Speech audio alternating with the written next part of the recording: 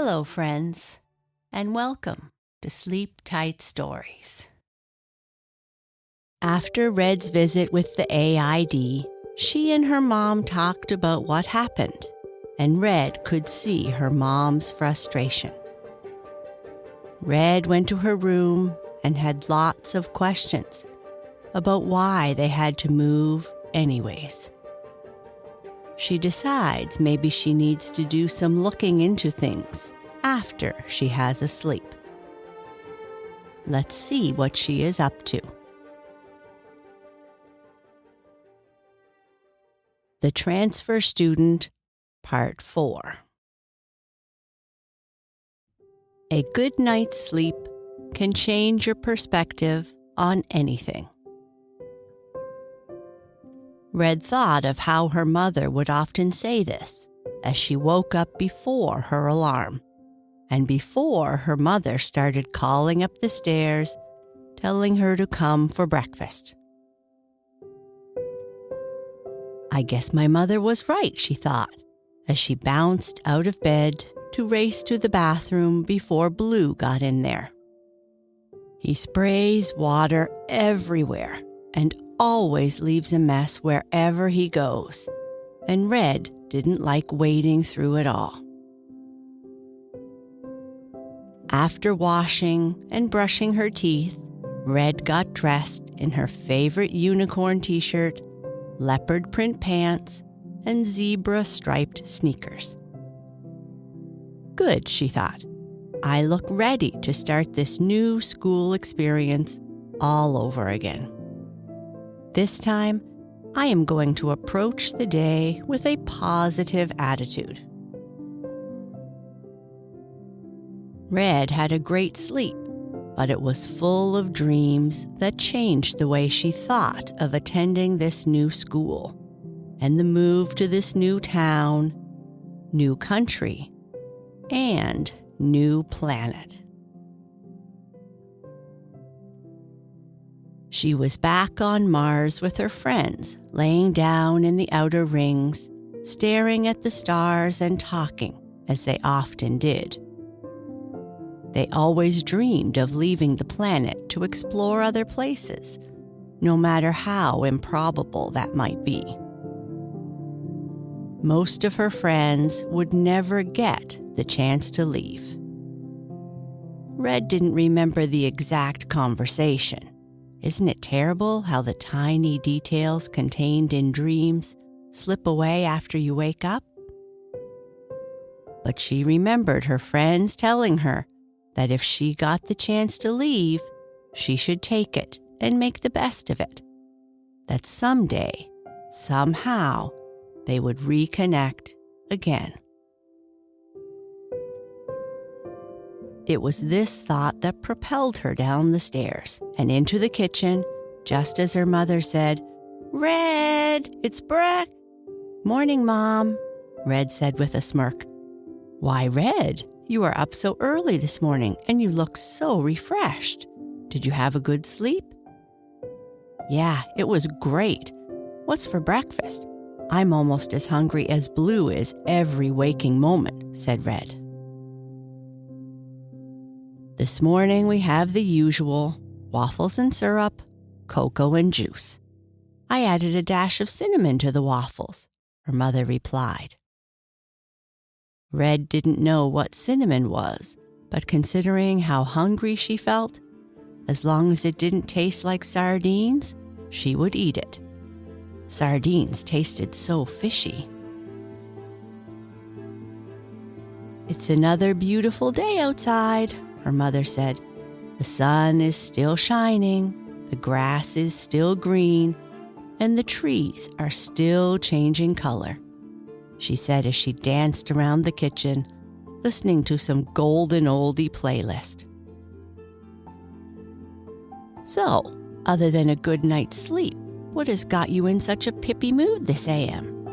I hope you have given some thoughts to yesterday's..." Before Red's mother could finish, and before she could reply, Red's brother came running into the kitchen yelling, "Mom, Red used all the toothpaste again, and What's for breakfast? I'm starving. Ugh. Red ran out of the house before Blue could cover her in sweet sauce or complain more about the lack of toothpaste, which she was sure he seldom used.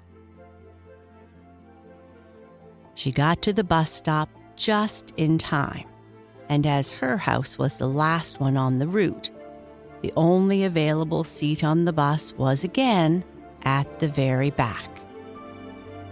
She was forced yet again to sit in the bumpy seat, right beside Charlie, who still had a runny nose. Just as she positioned herself to squeeze in beside him and sit down, the bus pulled away and Red hit her head on the ceiling as the bus hit the same speed bump. Ugh. Arriving at school, Red was determined to make the best of her school day. When the principal greeted her in the hallway, she smiled and said good morning. She realized while walking down the hallway that people weren't really staring at her. Well, except for Charlie, but it was hard to tell because his glasses were all fogged up from the mask he was wearing.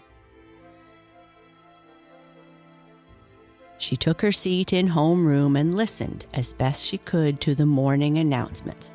"Good morning, woodchucks," boomed Principal Burke. "Today is Monday, a Cohort B day. The kitchen has advised me to tell you that today's lunch has again been changed. Instead of hamburgers, you now get to enjoy meatloaf with bread, pears, and fruit cocktail. Today's snack is unchanged." Ugh, Red thought. What is meatloaf? Doesn't sound very interesting. "And lastly," Principal Burke said with the added shrill of microphone feedback, "there will be a meeting in the library after school for those students interested in joining the Solving a Mystery Club that's being led by Mr. McCaskill." Oh, that might be interesting, thought Red. Maybe I can make some friends. And I do like solving mysteries. And Mr. McCaskill does have a glorious sense of humor. The rest of the day went quickly. She controlled how loud she laughed at Mr. McCaskill's jokes. Her science and math classes weren't that challenging. But even so, she thought some review would be a good thing. Walking into the cafeteria at lunch, she found some people would stare and whisper comments about her choice in clothes, but she didn't let it bother her. She found a free table and sat with Rachel and Charlie, who also seemed to be interested in joining the Solving a Mystery Club. After lunch, Red kept her positive attitude as she looked forward to the after-school club. Finally, the school bell rang, and off she went through the labyrinth of hallways that led to the library. The doors to the school library were open, and Red walked in and saw a group of kids sitting around a table in the back with Mr. McCaskill. She saw that Charlie and Rachel were there. "Hi, Red. Are you here to join the Solving a Mystery Club?" Mr. McCaskill asked. "Yes, I think so," stumbled Red. I'm interested in joining if I can." "Yes, of course you can. I'm just going to wait another couple of minutes to see if anyone else comes in before we start. While we wait, why don't you all introduce yourselves to Red?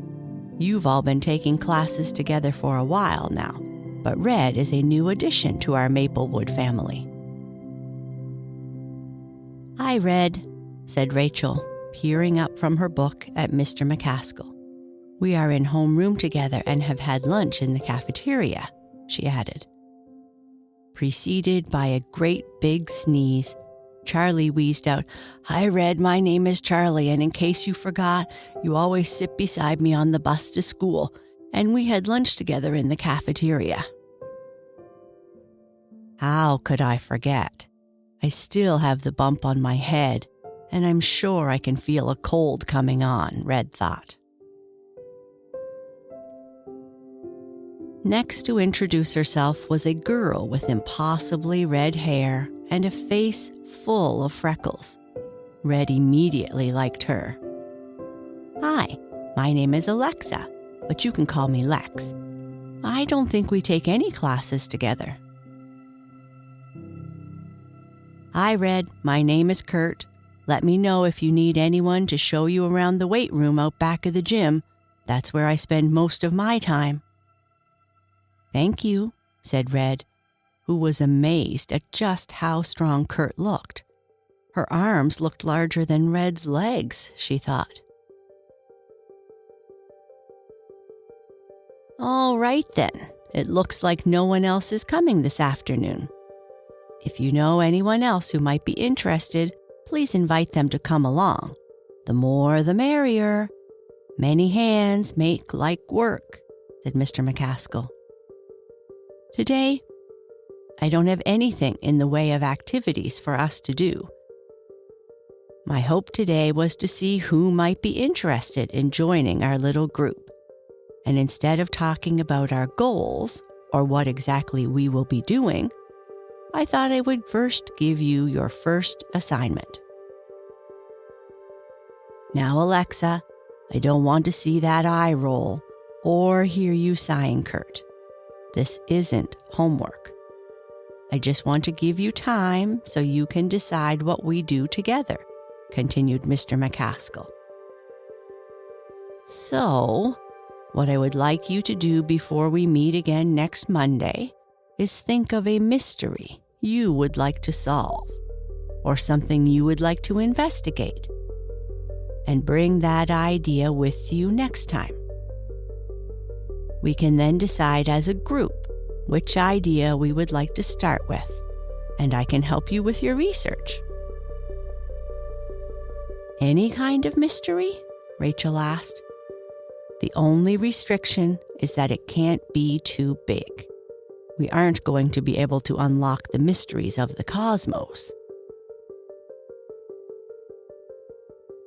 All the way home, Red thought about what mystery she would like to solve, or what she could suggest they investigate. And then suddenly, because sometimes inspiration arrives just like that, as soon as the bus pulled up in front of her house, she knew what she wanted to investigate: the AID. And now she might have the help of all the members of the Solving a Mystery Club to do it. As she walked in the door, her mother called out, "Hi, Red, I baked some waffle cookies for you. Come and have one and tell me about your day." Red walked in the kitchen, grabbed a cookie, and said to her mother, "I had a great day, Mother. I think I am going to really like it at this school." Just then, Blue raced in, saying he was starving, and stuffed 3 cookies in his mouth at the same time. Ugh. And that's the end of The Transfer Student. For now. We hope to bring back more stories with Red and the Solving a Mystery Club in the future. If you like The Transfer Student, let us know. Thank you. Good night. Sleep tight.